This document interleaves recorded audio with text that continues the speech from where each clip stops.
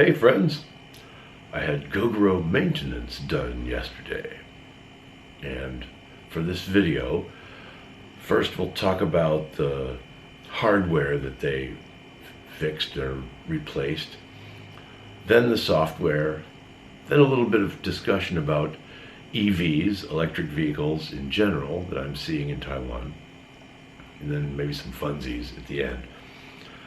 Okay, so Gogoro maintenance. What they do is, when it's time for maintenance, you put batteries into the Go station, and it shows a picture of a great big wrench, not exactly like this, but then there's a how, what's a Dao? A button, yes, I know, that means that maintenance is due. So I made the appointment using the app and went to the Gogoro store yesterday, and they did the maintenance, but they always ask you if there's anything you want to particularly look at. And I said, the belt. I'm at 22,900 kilometers now, after 2 years and 3 months of ownership. So they checked the belt and gave me a new one, which I'm glad, because, I don't know, they first said, well, after about 10,000, you can start talking about the belt. But even after 20,000, they're like, no, the belt's fine. So I did get a new belt, and it came in this box. Wow, what an exciting box. There's only a barcode on it. This says Su Liang 1. There's 1 inside. And then this says belt. And this says the exact date and time that this label was printed. Yay. Alright, so here's what the belt looks like. I was expecting it to be wider, but alright, I guess that's fine. And I don't have an eye for belts, but to me it looks like it's still pretty good. They also gave me this, the pulley thing, which has a spline shaft, and then these 2 keys that probably fit into holes. And then very mysteriously, there's a mark here that's made by one of those pens that you have to shake up, one of those paint pen things. And then just on the other side, there's a blue circle and a little black dot for the same reason. And I think, why? It's not a timing belt. It doesn't matter.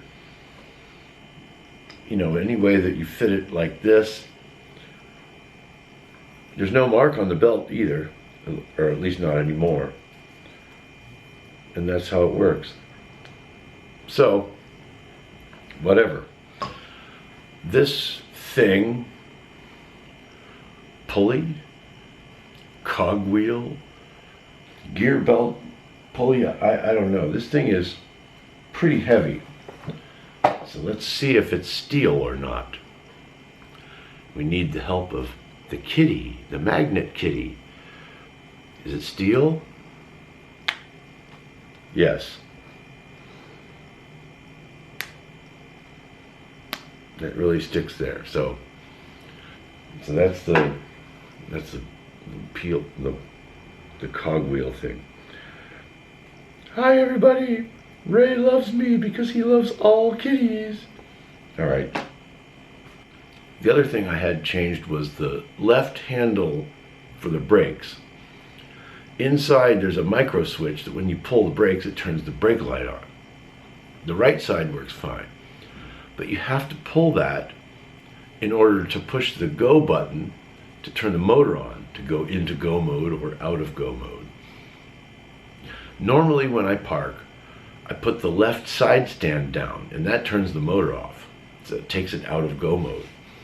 So I usually don't need to use the left handle with the go button in order to shut it off. But sometimes I park and dismount on the left side and then put it on the center stand, but it's still in go mode. So do I keep squeezing really hard and then get the brake lights to come on in order to get out of go mode, or do I just reach over to the other side and use the right handle? So at least they fixed that, which was much more expensive than I had imagined. I think that part was like $400. Software. The first time I had a software update, I didn't have to take the bike to the shop or anything. It's just whenever I would switch batteries, there's another, okay, I know, how, what's it now? You push on to ask it, to tell it whether you want to get the software update or not. My Chinese is pretty good, but I wasn't 100% sure what I was saying yes to. So I asked them, and they said, it's a software update. Just say yes, and got new batteries, put them in, software is updated. And that first time that they updated the software, they gave me exactly what I wanted. And I was really happy about that. I hated it that every time you turn the bike on, it defaults to odometer on the gauge cluster. So I would turn it on, then I would have to go trip, battery remaining. And so it toggles. Odometer, trip, battery remaining. Odometer, trip, battery remaining. But battery remaining is the one thing that you look at all the time. How often do you care about the odometer? Once a month if you're a real enthusiast nerd. Okay, so then now after that update, when you turn it off, it remembers which one you had set and then turns on with that visible. This update, you have to take it to the store and they have to use a computer to update it. And the software now, first of all, the IQ system, I've never mentioned this before, because this phone, my old phone, Samsung J7 Prime, wouldn't work with the IQ system. I couldn't connect to the bike using Bluetooth, which I don't understand, because Bluetooth is just like a pipe. You know, you've got Gogoro app here and you've got Gogoro motorcycle here, and they should be able to connect with Bluetooth and talk, understanding each other, right? J7 Prime wouldn't work. Then I had my new phone. This is Samsung A42 5G. I had this for a couple weeks before it occurred to me, hey, I should try that Bluetooth thing again. And it works now. There are a lot of neat things you can configure. The noises that it makes and the sound it makes at different times, the way the lights behave, and things like this. The coolest feature, which I have always wanted, is the distance remaining on the batteries. So now, I've always wished there was a software hack to switch the speedometer, the big 3 digits in the middle, with the distance remaining, which is small digits at the bottom. I always wished I could switch those, because I don't care how fast I'm going. Especially if I'm going in traffic, I'm not going to be looking down to see how fast I'm going. But distance remaining is important. But you can make it'll be white in the daytime for safety, but at night, the color of the entire items on the gauge cluster represents how much battery level you have left. So if it's bright green, you know the batteries are full. And then it fades to a pea green, and then a little bit of a yellow, orange, and then just about 11 kilometers left, everything turns red. Okay, so that's a really good feature. But now, the biggest thing that I hated was every time you turn the bike on, off, go into go mode, go out of go mode, put the side stand down, put the side stand up, open the seat, close the seat. All of these things make a noise, a unique noise. You know, this stupid thing. Now it has silent mode. You can set it for certain hours of the day that it won't make any of those sounds. so you don't have all your neighborhood knowing that, oh, there's that Gogoro guy going out at 2 a.m. You know, maybe I'm hungry or something. But I don't like the idea that everybody knows what I'm doing, because it makes such a unique noise. So now you can silence that. Except now it makes a stupid noise when you're stopped for too long. Not very long, 20, 30 seconds. It goes, thank you for reminding me that I'm stopped. Okay? That just doesn't make sense, Gogoro. That just doesn't make sense. But you can't turn that off. Let's see what that sounds like.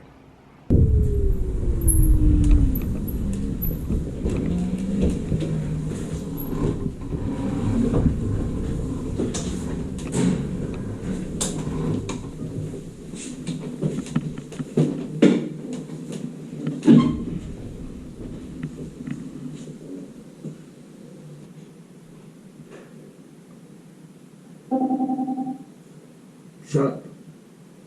Please stop making that stupid noise. All right, so at least the silent mode is now in the new version, IQ version 6. And that's a good feature. I think I'm doing something wrong with the app. You should be able to calibrate it so it knows your maximum your maximum rise angle, descent angle, lean angles, but I don't think it's doing very well, because normally it'll say that my left lean maximum angle was 1 degree and my right lean was 60 degrees. It's like 6 degrees, no way. There's no way I'm gonna actually do that. Okay, now let's talk about EVs in general. Now, Gogoro has the S1, which I have, the Gogoro 1, the good one, which is top of the line. They don't make the regular one anymore, only the S. There's Gogoro 2 and S2. There's Gogoro 3, and there are more variations of those that you can choose from. And then the last one is Gogoro Viva, V-I-V-A, all capital letters. This bike has a green license plate. And if you want to know what that means, please read the description, because I don't want to actually talk about that. The green license plate means that it competes with the 50cc type motorcycles. It only uses 1 battery instead of 2.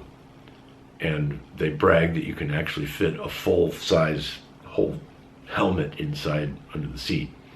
I don't know how much else you could get in there after that, but at least it's decent. It's meant to compete with grandma and grandpa going to the traditional market every day to get things to cook. And so I think it's really good that they're making that, and it's good for what it's supposed to do. Of course, I don't want one, but I think it's nice that they make it. So there's Gogoro for you.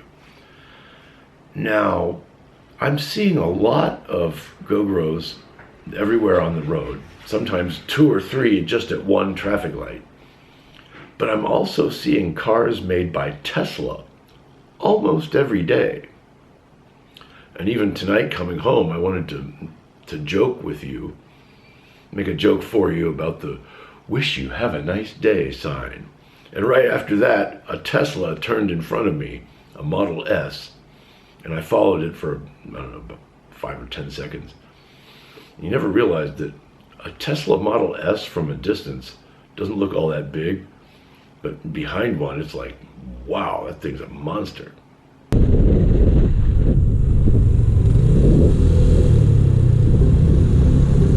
Wish you have a nice day.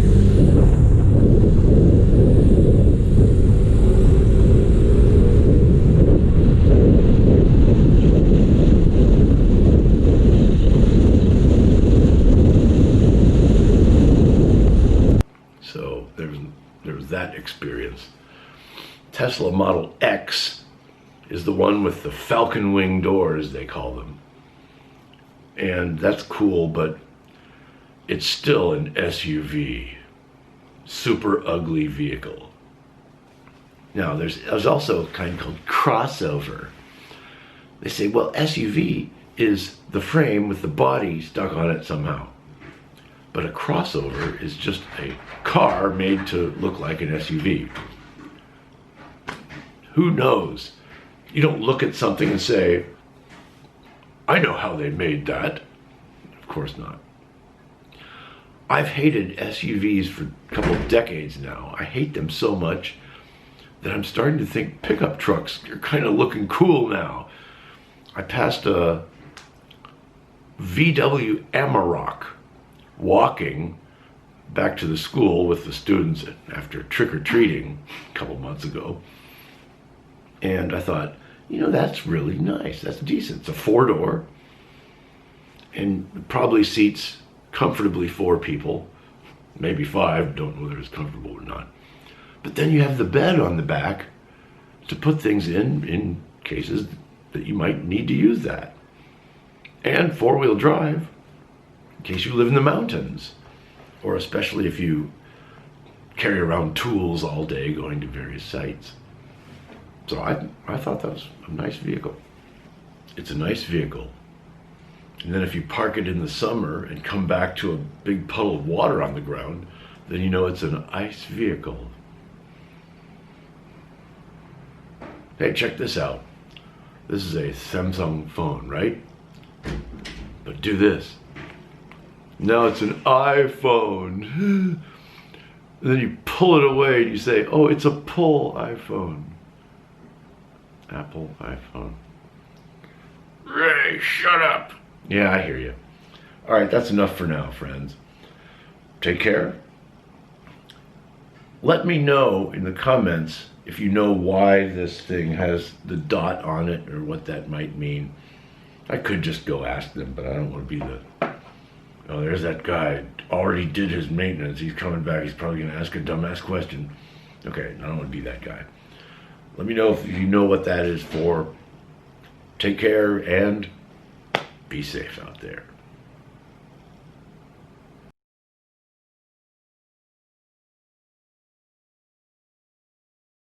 All right, now software.